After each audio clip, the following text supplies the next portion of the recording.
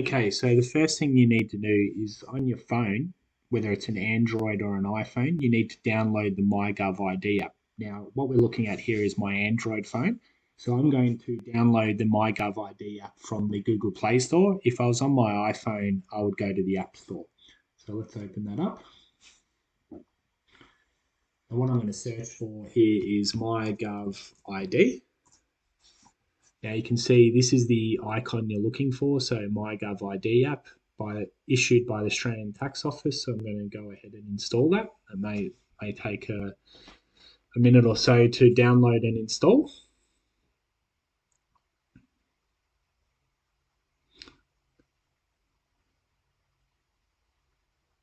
Okay, so I'm going to go back to my home screen. So you can have a look here. This is the app we're looking for. So we've just downloaded myGOV ID. So I'm going to go ahead and open that. Now, the very first thing you do when you first open up the app is you need to verify your identity.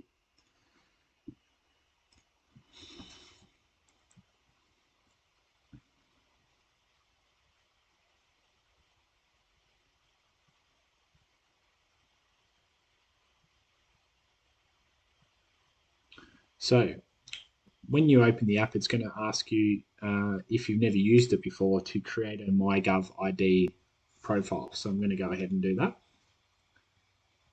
So it's saying, yeah, follow these steps, which is basically enter your details, verify your identity. Go next, accept the terms and conditions. Okay, so first thing, you want to put in your personal email address here, not a work email, because this is linked to you personally. So I'm going to go ahead and put in my temporary email for the purposes of this demonstration.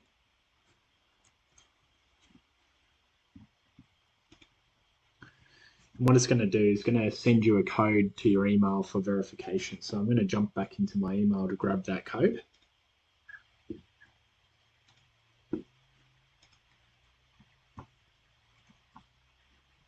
Hit next.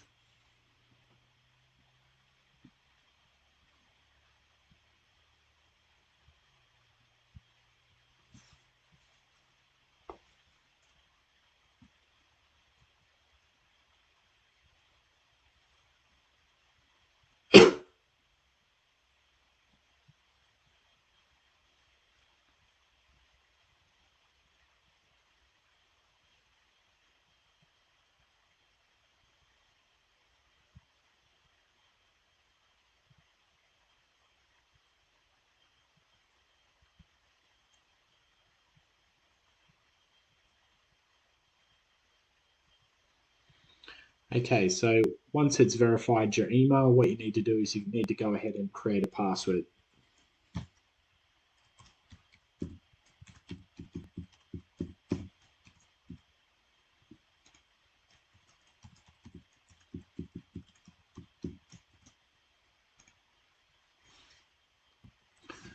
Then enter your details. Now this should be your details as per your legal documents. Now for this example, I'm just putting in any details, it doesn't really matter. Sure, the internet doesn't need to know my personal details.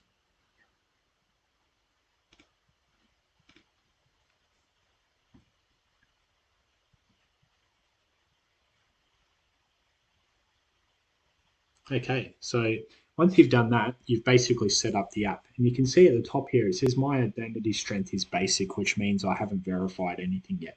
Now, in order to use the app to apply for your director ID, you actually need to proceed to the standard strength. And the way to do that is you need to verify normally 2 documents, which could be your Medicare card, your driver's license, your passport, depending on what it presents you here. So the next step to verify your identity, if I chose to use my driver's license, what I would do is click on here and then just proceed to answer the questions. So I put in my driver's license number, my name exactly as it appears on the driver's license. Just one note there, you can see there, enter your full middle name. Some people must enter initials. So you've got to have a look at your driver's license, make sure that's all exactly the same. Otherwise it won't verify. So again, this is just for the purposes of showing you how to do it. obviously if I submit this, it's not going to work. You can see there, could not verify your identity. So it does note that you only get 4 attempts to do this. So make sure that when you put the information in that you check it very carefully. So once you've done that though, and you've verified 2 pieces of information, you will see that this icon changes to the standard strength. Once you've done that, we're pretty much happy with the level of strength required to apply for the director ID. Okay, now that you've set up the myGOV ID app, the next step is to apply for your director ID. So I want you to go ahead and click apply now. You're going to have to enter your email address that you used to set up your myGOV ID app. So go ahead and put that in. Then it's going to prompt on the app when you open it to verify the code that you see on the screen. Pop that in, and if it's all okay, you'll see this screen here, which is basically agreeing to the terms and conditions to verify your identity. So go ahead and do that. You'll need to provide 2 pieces of information such as your bank account on your tax return and your notice of assessment reference number. Once you've put those in and they're matched up, you're verified with the tax office. You can proceed to the questions for the director ID, which is basically accepting the terms and conditions you see on the screen there. You'll then need to answer a few questions such as your place of birth, personal details such as your telephone number and postal address. Sometimes you'll find that the email address doesn't match from what you set up to what's in the record there, so make sure they match before proceeding to the next step. So once you're happy with all those details, click next. You're going to be issued with your director ID number instantaneously. So what you need to do there is you need to download a copy to a PDF or print a copy off for your records, and we strongly recommend that you then provide this copy to our office. Okay, so the easiest way to submit your director ID to our office is via our website. So please log on to www.businessexperts.com.au.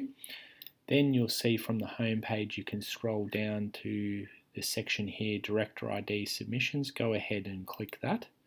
That's going to take you to a form that asks you for your name, so go ahead and enter your name.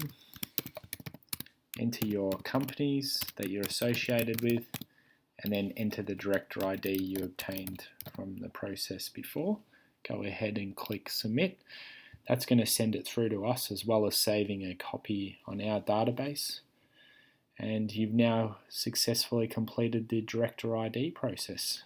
And at this stage, you don't need to do anything else. We just need to make sure that you've applied by the due date.